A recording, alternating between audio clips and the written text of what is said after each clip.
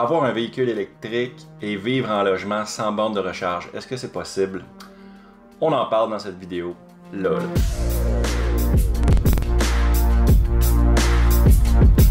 Premièrement, bienvenue chez Les Florents. Deuxièmement, si vous n'êtes pas encore abonné, eh bien, prenez le temps de vous abonner, mettre un pouce dans les airs et tout ça. Je vous donne le temps, là, il faut que j'aille me chercher un café.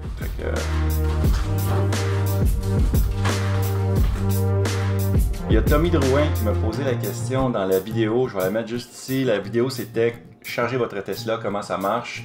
La question était la suivante: avoir une Tesla Model 3 sans avoir de borne de recharge à la maison, je suis en appartement, en logement, est-ce que c'est faisable? Il y a une borne du circuit électrique à 2 minutes à pied de chez moi. Pour se brancher sur une borne du circuit électrique avec une Tesla, on parle ici de se brancher sur les bornes 400 volts, ça prend un adaptateur CHAdeMO, ce que j'ai pas. J'ai décidé de faire un test et d'aller me brancher au superchargeur le plus près de chez moi. J'ai déchargé ma batterie jusqu'à 9% et j'ai décidé de la recharger jusqu'à 90%, ce que je fais à la maison normalement. Mais en même temps, on va pouvoir regarder combien de temps ça prend se rendre à 60%, 70%, 80%, 90%, etc. On va pouvoir regarder ça ensemble. On va pouvoir faire un comparatif. C'est sûr que les bornes du circuit électrique et les bornes flow, ça va être moins rapide parce que ta Tesla, elle va être limitée à une charge de 50 kW sur ces chargeurs-là. Mais bon, c'est ce que j'avais de plus proche. Fait que, on regarde ça.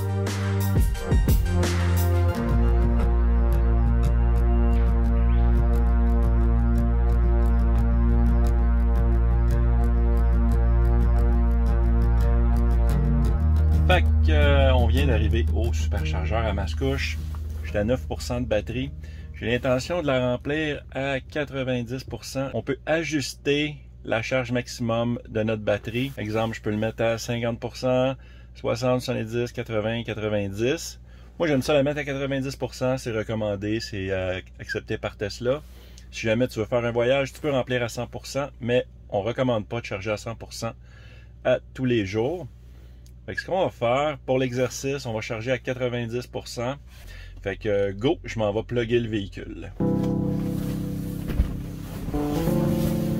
Quand on est en logement, il y a différentes options qui vont s'offrir à vous. Dans le cas ici de Tommy, il est dans l'appartement et il n'a clairement pas accès à une prise 110 volts qui est reliée à son appartement. Dans le fond, la première étape, que vous soyez en condo aussi, ça peut être une option intéressante. Souvent, il va y avoir des prises 110 volts qui sont disponibles pour votre appartement à l'extérieur. Moi, dans mon cas, j'en ai à l'extérieur chez moi, mais j'ai quand même une borne 240 volts. Avec une prise 110 volts, ce qui est pratique, c'est que votre voiture vient avec un chargeur 110 volts. Ça ne charge pas aussi rapidement, ça va charger à une vitesse de 6-7 km/h au Québec, mais ça peut quand même être un excellent plan B pour vous débrouiller et par la suite, si vous voulez faire de plus longs trajets, utiliser des superchargeurs ou encore des bornes du circuit électrique de Flow ChargeUp.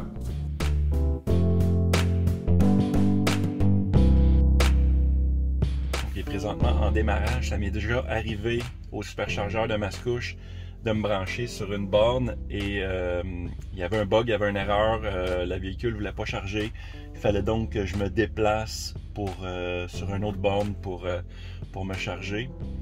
Je pense que j'ai justement, c'est une des bornes qui sont de ce côté-là et il y a un Model X qui est venu se stationner puis je pense qu'il est reparti, la borne semble toujours brisée. Ce que j'ai fait avant de partir, j'ai sélectionné dans le GPS le superchargeur de Mascouche. Ce que ça fait, c'est que la Tesla automatiquement va préchauffer la batterie d'avance. Comme ça, de cette façon-là, quand vous allez arriver au superchargeur, la batterie va être chaude, la batterie va être heureuse et elle va être plus efficace pour charger la voiture plutôt que si vous débarquez à l'improviste et juste que la charge va être moins efficace. Vous voyez présentement, quand que la batterie est basse, comme là, quand j'ai commencé à charger, on était à 9%. Vous voyez, j'ai quand même un 128 kW. Je charge présentement à 1006 km/h, qui est quand même très bien, mais ça va baisser. Plus que la charge va avancer, ça va baisser. Donc, on a commencé, on était quoi, autour de 40 minutes, fait que c'est peut-être pas 40 minutes exactement, c'est peut-être 37, 38 minutes ça va prendre. Là, présentement, on est rendu à 35 minutes restant. Mais vous voyez ici, là, le 1000 km/h, là, de charge, ça va pas durer, ça va baisser tranquillement, pas vite. Il part surtout très fort, mais il va ralentir pour pas endommager la batterie. Ça arrive parfois que la prise 110 volts de votre bloc appartement ne sera pas reliée à votre logement. Souvent, ça se peut que ce soit le propriétaire qui va payer la facture, sans même qu'il s'en aperçoive des fois. C'est important de noter que si c'est votre propriétaire qui paie la facture, si on fait environ 20 000 km par année, au Québec, ça va coûter environ 3 à 400 $, peut-être 500 $ de frais d'électricité par année pour charger votre voiture. Présentement, je suis en train de charger sur un superchargeur Tesla V2 de deuxième génération qui est capable d'atteindre une vitesse maximum de 150 kW. Si il n'y a pas de V3 à proximité, j'aurais vraiment aimé ça tester une V3. Comme ça, j'aurais pu tester la capacité maximum de ma SR+. Les SR+, ils ont une charge maximum, si je ne me trompe pas, autour de 170 kW. Si vous achetez une longue autonomie ou encore une performance, la vitesse de chargement est capable d'accepter jusqu'à 250 kW, ce qui est quand même assez impressionnant. Mais voyez ici, voyez, ça commence déjà à baisser, on est rendu à 22%, on tombe à 112 kW. Une vitesse de charge, on était à 1000 tantôt, là, on est rendu à 1800, on est rendu à 870 à peu près. Et ça continue de baisser, et ça va toujours baisser jusqu'à temps qu'on atteigne le 90%. Option numéro 2 qui peut être intéressante, c'est de charger au travail. Vous n'avez pas de borne de recharge à la maison, mais il y a des compagnies qui offrent des bornes de chargement ou encore l'accès à des prises 110 volts. Moi, quand j'avais ma compagnie à Montréal, j'avais une compagnie d'imprimerie avant, j'avais une prise 110 volts et quand j'avais ma Chevrolet Volt, je me chargeais toujours au bureau. Ça me permettait d'économiser parce que mon compte d'électricité de compagnie était inclus dans mon loyer. Donc, je m'étais dit, tant qu'à faire, mais ça, faut pas le dire au propriétaire. Vous voyez le modèle X qui est là, c'est elle qui tourne en rond depuis tantôt, qui cherche une place de stationnement. Je pense que la madame, elle se pratique, c'est la première fois qu'elle doit conduire le véhicule parce que ça a l'air fastidieux. Vous êtes capable, madame? Reculez-vous encore, madame, vous êtes trop loin.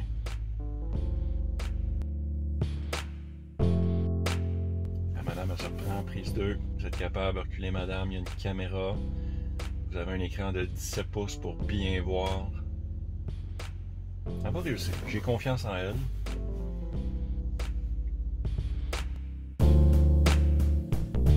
Je pense qu'elle a réussi. Je pense comme ça vous allez être correct, madame. Vous pouvez mettre ça sur stationnement, c'est parfait. Le monsieur va sortir. Mission accomplie.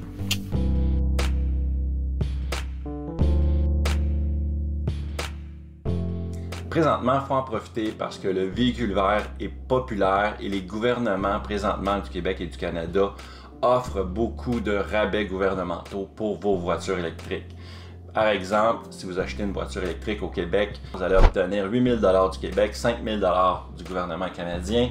Par la suite, ils vont même vous donner des rabais pour, je pense que c'est jusqu'à 600 $ si vous faites l'installation d'une borne 240 volts à la maison, au condo, etc.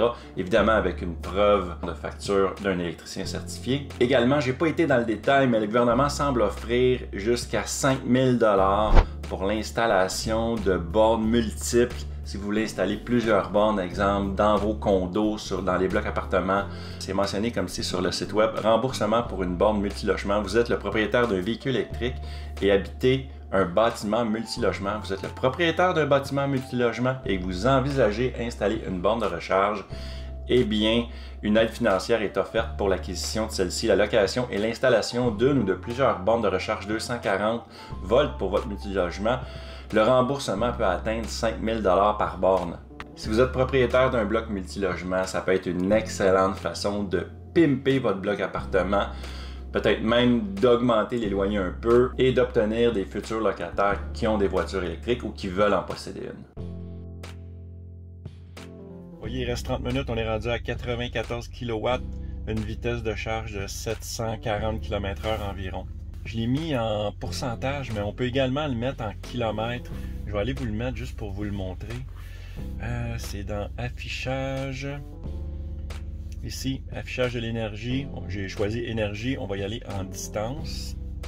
Puis on va revenir ici. Vous voyez, je suis rendu à 142 km. Une SR+, 2021 du moins, normalement, on est supposé avoir une autonomie à 100% bien sûr de 423 km. À 90%, ça devrait tourner autour de 375-380 km d'autonomie. On va voir si ma voiture va atteindre ça aujourd'hui. Quand vous arrêtez dans un superchargeur, que ce soit un V1 ou un V2, c'est bien important de comprendre qu'ils sont construits, qu'ils sont en paire. Ça veut dire que quand vous arrivez au superchargeur, ne vous stationnez pas directement à côté d'une autre voiture. Parce que vu qu'ils sont en paire, si vous vous branchez dans les deux chargeurs qui sont ensemble, vous allez distribuer l'énergie divisée par deux, donc ça va ralentir la vitesse de charge. Donc, ce qu'il faut faire pour les V1 et les V2, il faut laisser un espace entre chaque. C'est bien important. À moins que vous n'ayez pas le choix, là, vous allez vous stationner à côté de quelqu'un d'autre et malheureusement ralentir sa vitesse de chargement. Et les chargeurs V3, les 250 kW, n'ont pas cette faiblesse-là. Vous pouvez vous stationner un à côté de l'autre, il n'y a pas de problème, vous n'allez pas ralentir le système, le réseau superchargeur, la station de recharge où ce que vous êtes. Là, comme vous pouvez voir, je suis en train de charger sur un superchargeur de 150 kW. Un superchargeur V2. C'est pour montrer combien de temps vous allez passer à chaque fois que vous allez faire le plein.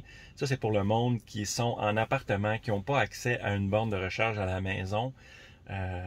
Si vous achetez une ACR+, vous allez avoir une autonomie d'environ 380 km. Si vous faites plus que ça, ça se peut que vous allez avoir à faire ça 2 fois par semaine. Et là, ici, on parle de charger à un superchargeur Tesla de 150 kW. Si vous chargez sur un V1, ça va être encore moins rapide. Et si vous n'avez pas un superchargeur Tesla sur votre route, exemple en votre travail et votre maison, vous allez être obligé de vous charger sur le circuit électrique ou le circuit Flow ou Charge Hub. Et là, dans ce cas-là, il faut débourser un montant de plus. Je m'explique, il va falloir acheter un adapteur CHAdeMO ou encore un CCS Combo si c'est disponible. Je sais que ça s'en vient. Et ça coûte quand même aux alentours de 500 $. Et en plus, autre bémol, quand on parle de Charge Hub, Flow, circuit électrique, vous allez être limité à 50 kW de charge. Et ça, même si vous vous branchez sur une borne de 150 kW ou 350 kW, parce qu'il y en a maintenant disponibles du circuit électrique avec des vitesses quand même assez intéressantes pour les autres véhicules, qu'on parle de les Hyundai Kona, les Porsche Taycan, les Chevrolet Bolt, quoique la Chevrolet Bolt est limitée à, je pense, c'est 55 à peu près kilowatts. Mais bref, pour ce qui est de la Tesla, quand vous allez vous brancher sur ces bornes-là, vous allez être limité à 50, donc ça va être encore plus long. Fait que, ça va plus tourner peut-être autour de 1 heure, 1 heure et 10. Imaginez si vous avez à vous brancher 2 fois par semaine en été parce que vous faites beaucoup de voyagements, bien, vous allez passer 2 heures de votre vie par semaine à charger votre véhicule. Puis en plus, ça va vous coûter de l'argent, parce que si vous vous chargez à la maison, ça coûte quand même des sous. Mais à la maison, pour vous donner une idée de prix, vous allez figurer à peu près environ entre 1,60 $ et 2 $, gros maximum, le 100 km que vous allez faire. Donc, si vous faites, exemple, 400 km par semaine, ça va vous coûter à peu près 8 $ par semaine faire le plein de votre véhicule à la maison. Tandis qu'au superchargeur, ça va coûter beaucoup plus cher. Ça va quand même être moins cher qu'un véhicule à essence. Sauf que la différence entre le prix de votre Tesla et le prix d'un véhicule à essence, là, vous ne pouvez pas nécessairement enlever complètement le coût de l'essence et commencer à économiser de façon très apparente là, en chargeant à la maison. Là, vous allez, la différence est beaucoup plus mince. Fait que oui, vous allez sauver, oui, vous allez avoir un véhicule électrique, oui, c'est mieux pour l'environnement, pour la pollution de l'air et tout, sauf que vous allez passer du temps en tabarouette à charger.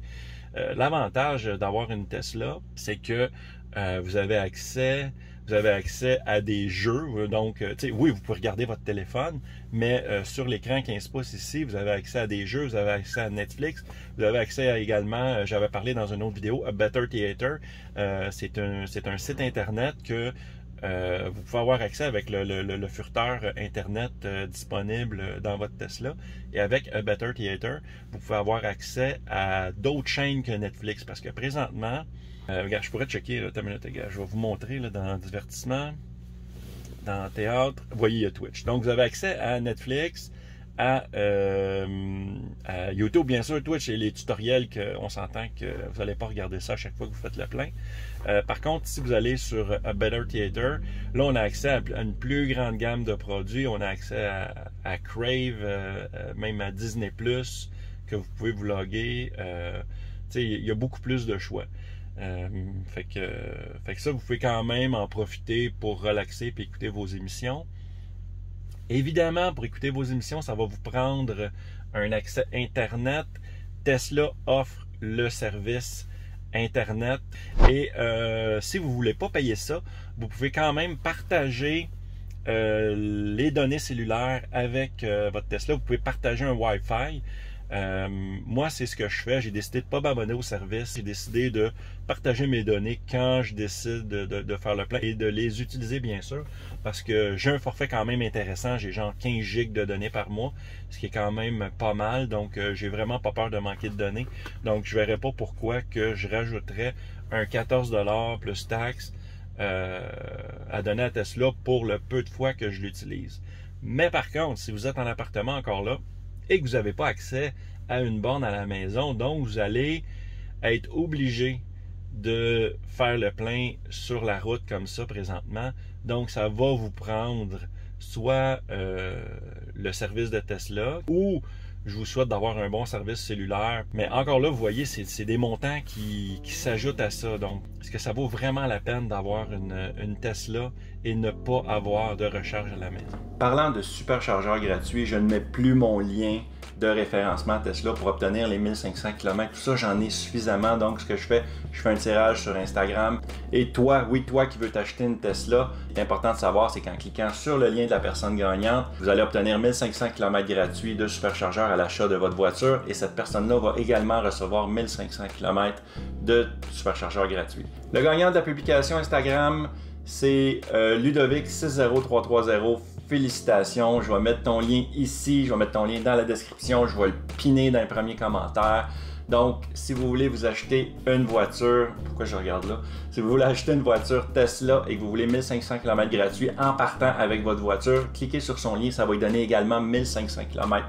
Donc, encore une fois, félicitations. On a passé le 50%. Vous voyez, ça a baissé beaucoup. Là. Je suis rendu à 58 kWh. On charge à 460 km/h. J'ai dit 58 kWh, c'est 58 kW et 460 km/h.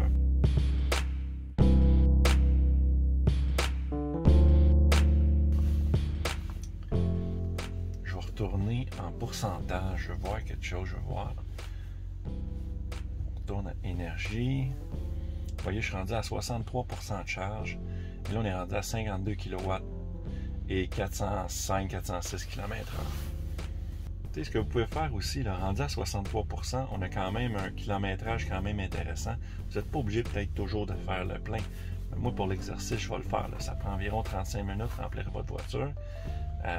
Mais tu sais, vous pouvez y aller à coup de 15 minutes. Fait que, tu sais, exemple, comme moi ici, au superchargeur à Mascouche, il y a un Tim Hortons juste à côté. Il y a une épicerie. Fait que, tu sais, vous pouvez en profiter pour... à chaque fois que vous arrêtez, ben, vous pouvez prévoir d'aller vous prendre un café ou encore d'aller acheter quelques trucs à l'épicerie. Et quand vous revenez, après 15-20 minutes, votre voiture est pleine.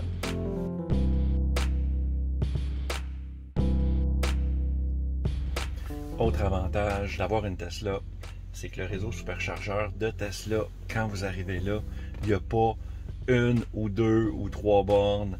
Il va en avoir toujours plusieurs, comme ici, vous voyez, superchargeur de Mascouche, on a 16 bornes de 150 kW et il y a 14 bornes disponibles.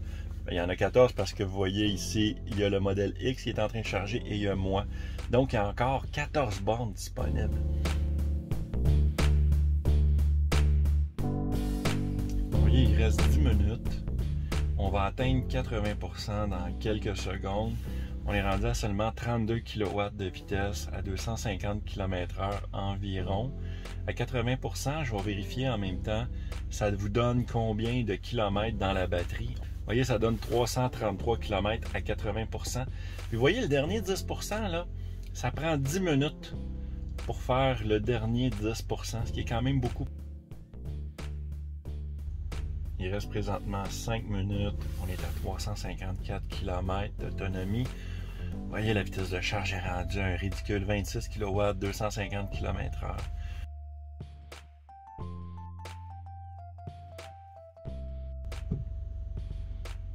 Oh! Boom! Vous voyez, c'est réglé. Charge terminée, 375 km. Ah, 376. Fait qu'on peut débrancher. On est prêt à repartir. Fait qu'on s'en va à la maison. En conclusion, est-ce que c'est possible de vivre en logement avec une voiture électrique? Oui. Moi, de mon côté, j'ai des voitures électriques depuis 2015 et j'ai toujours eu une borne 240 à la maison, au condo. Est-ce que si j'étais en logement, est-ce que 2 fois par semaine, 3 fois par semaine, j'irais au superchargeur ou encore sur une borne de circuit électrique? Maintenant que je le sais, non. Non, parce que c'est quand même assez long. Parce que si on part en road trip, tu es capable de figurer que tu vas arrêter 10 minutes, 15 minutes, 20 minutes. Il faut que tu fasses une pause pipi, il faut manger, il faut se dégourdir les jambes. C'est important, c'est pas bon de rouler 5 heures de temps dans une voiture en étant assis. Pour d'autres personnes, la réponse est oui. Ça dépend toujours du nombre de kilomètres par année. J'ai lu beaucoup de commentaires, il y a du monde qui me disait « Moi, je me branche sur le 110 et j'ai pas de problème, ma voiture est toujours pleine le matin quand je pars travailler. » Et oui, c'est la réalité pour bien du monde. Pour moi, ça serait laborieux. Malheureusement encore, c'est encore le problème qui freine l'explosion de la vente des voitures électriques, c'est la disponibilité de charger ton véhicule à la maison. Si tout le monde pouvait se charger à la maison, au condo ou encore en logement, la question se poserait même pas, mais on n'en est pas encore là. Voilà, c'est complet. Merci beaucoup de nous avoir regardés et on se voit dans une prochaine vidéo. Ciao!